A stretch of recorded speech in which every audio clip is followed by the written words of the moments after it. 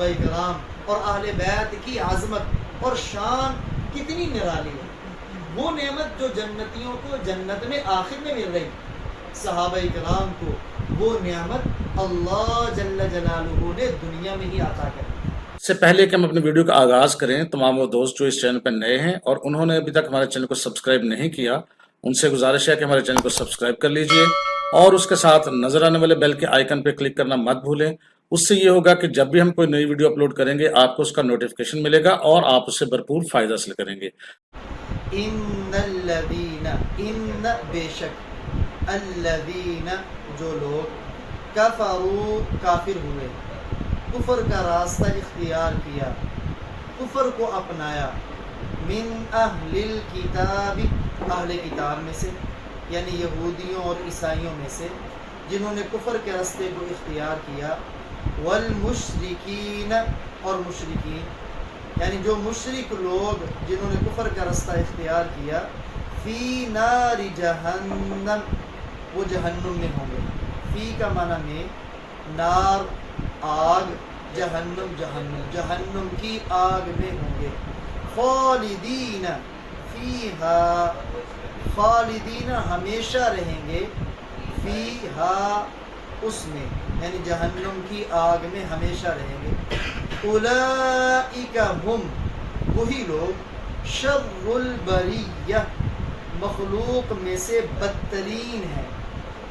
ان الذین، بے شک جو لوگ، آمنوا ایمان لائے، وعملوا الصالحات اور انہوں نے نیک عمل کیے، عملوا عمل کیے، صالحات نیک، اولئک ہم، وہی لوگ، خیر البریہ، مخلوق میں سے بہترین لوگ ہیں.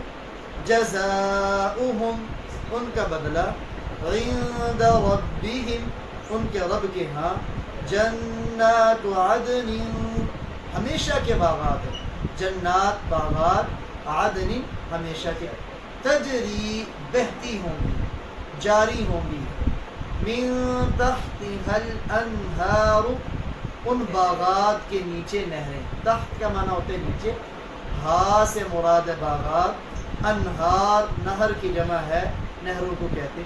خالدین فیہا، وہ ہمیشہ رہیں گے ان باغات میں، ابدا ہمیشہ، یعنی وہ ان باغات میں ہمیشہ ہمیشہ رہیں گے. رضی اللہ، اللہ راضی ہوا یا اللہ راضی رہے گا، عنہم ان سے، ورضوا اور وہ راضی رہیں گے، عنہ اللہ سے، یا وہ راضی ہوئے اللہ سے. ذالک، یہ یعنی یہ جو جنت کے باغات ہیں یہ اللہ کی رضا کس کو ملے گی؟ لمن، اس شخص کے لیے، خشی رب، جو اپنے رب سے ڈرا یا جو اپنے رب سے ڈرتا رہا. پچھلی آیات مبارکہ میں اللہ جل جلالہ نے کافروں کا اور مومنوں کا تذکرہ فرمایا. اب ان آیات مبارکہ میں ان کے بدلے اور انجام کو بیان کیا جا رہا ہے کہ جنہوں نے کفر کا راستہ اختیار کیا، شرک کا راستہ اختیار کیا، گمراہی کا راستہ اختیار کیا، انہیں کیا ملے گا، اور جنہوں نے ایمان اور اعمال صالحہ کا راستہ اختیار کیا ان کے لیے کیا انعام ہے. تو فرمایا ان الذین کفروا، بے شک جن لوگوں نے کفر کا راستہ اختیار کیا، من اہل الکتاب، چاہے وہ اہل کتاب یعنی یہودی ہوں، عیسائی ہوں، اور اہل کتاب سے ایک مفسر نے بڑی پیاری بات لکھی کہ جنہیں علم کا دعویٰ ہو تو ان کے پاس آسمانی علم ہے، وہ ہوں، اور مشرکین جو بالکل پرلے درجے کے جاہل، یعنی جن کے پاس علم کا دعویٰ ہو اگر وہ کفر کا راستہ اختیار کریں گے تو وہ بھی جہنم کی آگ میں جلیں گے، اور جو جاہل ہیں وہ کفر کا راستہ اختیار کریں گے تو وہ بھی جہنم کی آگ میں جلیں گے. اور یہ نہیں کہ وہاں جا کے انہیں دوبارہ نکالا جائے گا، خالدین فیہا، وہ جہنم کی آگ میں ہمیشہ ہمیشہ رہیں گے. اولئک ہم شر البریہ، اللہ تعالیٰ فرما رہے میری جتنی بھی مخلوق ہے نا ان میں سب سے بدترین لوگ ہیں. کون؟ جنہوں نے کفر کا راستہ اختیار کیا. اب یہاں حالانکہ ہے نظر آنے میں وہ انسان ہے، اور انسان مخلوقات میں اشرف المخلوقات اسے کہا جاتا ہے، لیکن انسان ہی اگر کفر کا راستہ اختیار کرے تو اللہ تعالیٰ فرما رہے میری جتنی بھی مخلوق ہے، ہو سکتا ہے کتے بلی خنزیر کو تم برا سمجھتے ہو، بدترین سمجھتے ہو، لیکن آؤ تمہیں بتلاؤں جو کفر کا راستہ اختیار کرے گا وہ خنزیر سے بھی بدتر ہے۔ چنانچہ اللہ قرآن میں فرماتے ہیں ان شر الدواب عند اللہ الصم البکم الذین لا یعقلون، چوپایوں اور جانوروں میں بھی بدترین چوپائے وہ ہیں جو گونگے اور بہرے اور اپنی عقل سے کام نہیں لیتے۔ اور ایک اور مقام پہ اللہ فرماتے ہیں اولئک کالانعام، جو لوگ کفر کا راستہ اختیار کرتے ہیں، انبیاء کی مخالفت کا راستہ اختیار کرتے ہیں، وہ جانوروں کی طرح، بل ہم اول، بلکہ وہ جانوروں سے بھی بدتر ہیں۔ شاہ عبدالعزیز محدث دہلوی رحمہ اللہ تعالیٰ فرماتے ہیں کہ ان لوگوں کو جو مخلوق میں بدترین ہونے کا کہا گیا ہے کہ یہ مخلوق میں بدترین، اس کی وجہ کیا ہے؟ بڑی عجیب وجہ بیان فرمایا اس کی وجہ یہ ہے کہ یہ لوگ اپنی خواہشات کو اللہ کے حکم پر مقدم رکھتے تھے۔ ایک طرف اللہ کا حکم ہے، دوسرا ان کی اپنی خواہش ہے، اپنی خواہش کے پیچھے چلتے تھے، اللہ کے حکم کی پرواہ نہیں کرتے تھے۔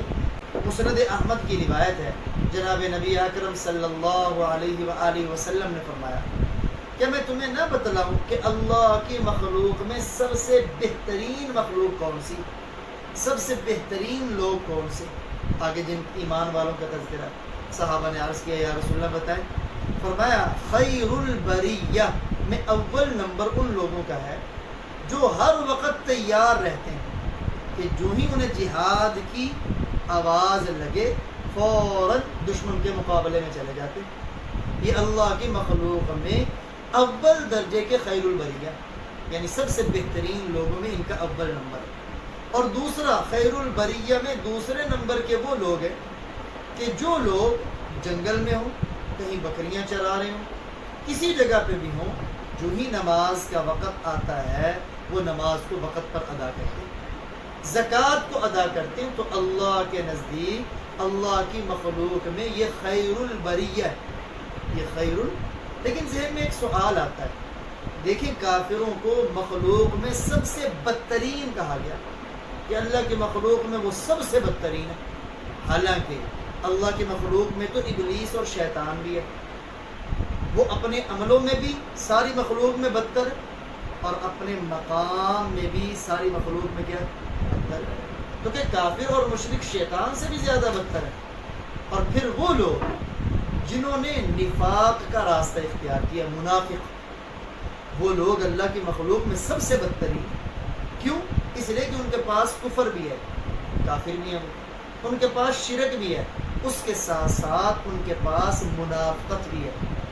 اسی لیے تو اللہ کا قرآن کہتا ہے ان المنافقین فی الدرک الاسفل من النار، جہنم کا جو سب سے نچلا طبقہ ہے اللہ تعالیٰ نے اس میں منافقین کو، کیا کافر اور مشرک منافقوں سے بھی بدتر ہے؟ اور پھر پہلی امتوں کے وہ لوگ جنہوں نے انبیاء کو قتل کیا، وہ تو مخلوق میں سب سے بدترین کہ یہ ان سے بھی بدترین ہے۔ اور پھر وہ کافر لوگ جنہوں نے خدائی کا دعویٰ کیا، جیسے نمرود، فرعون، اور قوم سمود کا قدار بن سالف جس نے اونٹنی کی پونچھیں کاٹی اور قتل کر دیا کہ یہ اس سے بھی بدتر ہے۔ بعض حضرات نے اس کا یہ جواب دیا کہ یہاں حصر حقیقی نہیں ہے بلکہ حصر اضافی ہے، کہ مکے کے مشرک اور کافر لوگ ایمان والوں کو بدترین کہا کرتے تھے۔ اس کے جواب میں اللہ جل جلالہ نے یہ آیات اتاری کہ ایمان والے تو مخلوق میں سب سے بہترین ہیں، تم لوگ مخلوق میں سب سے بدترین۔ لیکن اگر ہم تھوڑا سا گہرائی میں جا کے غور کریں تو اندازہ ہوگا کہ یہ کافر اور مشرک لوگ واقعی اللہ کی مخلوق میں سب سے بدترین تھے۔ لیکن پیارے نبی کو سچا جانتے ہوئے ضد کی بنیاد پر آپ صلی اللہ علیہ وسلم کو جھٹلاتے تھے، پھر صرف جھٹلاتے نہیں تھے اور لوگوں کو بھی گمراہ کرتے تھے۔ صرف گمراہ نہیں کرتے تھے بلکہ کئی دفعہ انہوں نے آپ صلی اللہ علیہ وسلم کو شہید کرنے کی کوشش کی، وہ کیا کون سی تکلیف اور دکھ درد نہیں تھا جو آپ کے ماننے والوں کو انہوں نے نہیں پہنچایا؟ اور پھر اہل کتاب کو لیں تو انہوں نے اپنی کتابوں کو تحریف کر ڈالا، اللہ کے نبیوں کو اللہ کا بیٹا بنا دیا، اس لیے یہ اللہ کے مخلوق میں بدترین لوگ ہیں۔ اور یہاں یہ بات بھی سمجھنے والی ہے کہ جس بندے کے پاس ایمان نہیں ہے نا، چاہے وہ یہودی ہے، چاہے وہ عیسائی ہے، چاہے وہ مجوسی ہے، ہندو ہے، سکھ ہے، دنیا کا کوئی مذہب بھی ہے، جس کے پاس ایمان نہیں ہے وہ آدمی جانوروں سے بھی بدتر ہے۔ اور اس کے مقابلے میں جس شخص کے پاس ایمان ہے، چاہے دنیاوی وجاہت میں جاہو جلال میں بیچارہ کچھ بھی نہیں، لیکن اللہ کی نظروں میں، اللہ کی مخلوق میں وہ سب سے بہترین ہے۔ اب یہ جو دین اسلام ہے نا، یہی کوئی لے کے آئے گا تو قبول ہوگا۔ اللہ تعالیٰ قرآن پاک میں فرماتے ہیں وَمَن يَبْتَغِ غَيْرَ الْإِسْلَامِ دِينًا فَلَن يُقْبَلَ مِنْهُ، جو اسلام کے علاوہ کسی اور دین کو طلب کرے گا اس سے وہ قبول نہیں کیا جائے گا۔ اور دوسرے مقام پہ اللہ فرماتے ہیں ان الذین کفروا، جنہوں نے کفر اختیار کیا، وماتوا وهم کفار، موت آئی اور وہ کافر تھے، فلن يقبل من احدهم ملء الارض ذهبا ولا افتضاء، اب قیامت کے دن اگر وہ ساری دنیا سونے سے بھر کر بھی فدیے میں دینا چاہیں کہ وہ جہنم سے بچ جائے، تو اللہ تعالیٰ فرما رہے ہیں اس سے وہ قبول نہیں کیا جائے گا، وہ ضرور جہنم کی آگ میں جلے گا۔ آگے اللہ تعالیٰ فرماتے ہیں یہ تو تھا کافروں اور مشرکوں کا انجام۔ ایمان والوں کے بارے میں کیا ہے؟ ان الذین آمنوا، جو لوگ ایمان لائے، وعملوا الصالحات، اور انہوں نے نیک عمل کیے، اولئک هم خیر البریہ، اللہ فرماتے ہیں یہ مخلوق میں سب سے بہترین لوگ ہیں، سب سے بہترین لوگ۔ اسی آیت مبارکہ سے علماء نے استدلال کیا کہ ایمان والے وہ فرشتوں سے افضل ہیں۔ چنانچہ سیدنا ابو ہریرہ رضی اللہ تعالی عنہ بیان کرتے نبی اکرم صلی اللہ علیہ وسلم نے صحابہ کرام کو مخاطب کر کے فرمایا تم لوگ فرشتوں کے بلند مرتبے پر تعجب کرتے ہو، قسم اس ذات کی جس کے قبضہ میں میری جان ہے، اللہ کی بارگاہ میں قیامت والے دن تم فرشتوں سے اعظم ہوگے مرتبے کے۔ اگر اس پر تم دلیل چاہتے ہو تو یہی آیت پڑھو ان الذین آمنوا وعملوا الصالحات اولئک هم خیر البریہ۔ ام المؤمنین امی عائشہ صدیقہ رضی اللہ تعالی عنہ ایک دن پوچھنے لگی اے اللہ کے رسول مجھے بتائیں اللہ کی مخلوق میں بزرگ لوگ کون ہیں؟ تو آپ نے فرمایا اے عائشہ کہ تم نے قرآن پاک کی یہ آیت نہیں پڑھی ان الذین آمنوا وعملوا الصالحات اولئک هم خیر البریہ؟ اس نے بتلا دیا ایمان والے اللہ کی مخلوق میں سب سے اعلیٰ۔ لیکن یہاں دھیان رہے کہ اس کے بارے میں اہل السنت والجماعہ کا نظریہ کیا ہے، کیونکہ ایمان والوں میں انبیاء بھی شامل ہیں، تو انبیاء علیہم الصلوات والتسلیمات سب فرشتوں سے افضل ہیں، چاہے فرشتے خاص ہیں ان سے بھی انبیاء افضل ہیں، فرشتے عام ہیں ان سے بھی انبیاء افضل ہیں۔ پھر ایمان والوں میں دو درجے کے ایمان والے، ایک ہے خصوصی ایمان والے، صحابہ کرام ہیں، تابعین ہیں، تبع تابعین ہیں، اولیاء ہیں، بزرگان دین، اور ایک ہے عام ایمان والے۔ تو جو خواص ہیں ایمان والوں میں ان سے خاص فرشتے افضل ہیں، لیکن خواص مومنین جو ہیں وہ عام فرشتوں سے افضل ہیں، اور جو عام فرشتے ہیں وہ عام مومنین سے افضل ہیں، لیکن قیامت کے دن عام مومنین عام فرشتوں سے افضل ہوں، عام مومنین عام فرشتوں سے افضل ہوں۔ اللہ تعالیٰ نے دے گا کیا؟ جزاؤہم عند ربہم، ان کا بدلہ ان کے رب کے ہاں جنات عدن، ہمیشہ کے باغات ہوں گے۔ کیسے باغات ہوں گے؟ لا مقطوعۃ ولا ممنوعۃ، کہ جن کے اوپر کبھی خزاں نہ آئے، ان کے پتے، ان وہ باغات سرسبز و شاداب رہیں گے، جن کے پھل کبھی ختم نہیں ہوں گے۔ تجری من تحتها الانہار، ان باغات کے نیچے سے نہریں بہتی ہوں گی۔ خالدین فیہا، اہل ایمان ایسی باغات اور جنتوں میں ہمیشہ ہمیشہ رہیں۔ رضی اللہ عنہم ورضوا عنہ، اللہ ان سے راضی رہے گا اور یہ اللہ سے راضی رہے گا۔ اللہ ان سے راضی ہو گیا اور یہ اللہ سے راضی ہو گیا۔ جناب نبی اکرم صلی اللہ علیہ وآلہ وسلم نے فرمایا جب جنتی جنت میں چلے جائیں گے اللہ تعالیٰ جنتیوں سے خطاب فرمائے یا اہل الجنہ، اے جنتیوں، جنتی کہیں گے لبیک ربنا وسعدیک والخیر کلہ فی یدیک، اے اللہ ہم حاضر، ہم آپ کی اطاعت کرتے ہیں، ہر بلائی آپ کے قبضہ قدرت میں۔ تو اللہ تعالیٰ پوچھیں گے اے جنتیو ہل رضیتم، کیا تم راضی ہو، خوش ہو؟ جنتی عرض کریں گے یا اللہ بھلا ہم خوش کیسے نہ ہوں، آپ نے اتنی نعمتوں سے ہمیں نواز دیا، کون سی نعمت ہے جو آپ نے ہمیں نہیں دی؟ روشن چہرے دے دیے، باغات دے دی، اور ہر خواہش کی چیز دے دی۔ تو اللہ تعالیٰ فرمائیں گے اے میرے بندو ابھی میری ایک نعمت ایسی باقی ہے جو ان تمام نعمتوں سے بڑی، وَرِضْوَانٌ مِّنَ اللَّهِ اکبر، اللہ کی رضا، اللہ کی خوشنودی ساری نعمتوں سے بڑی ہے۔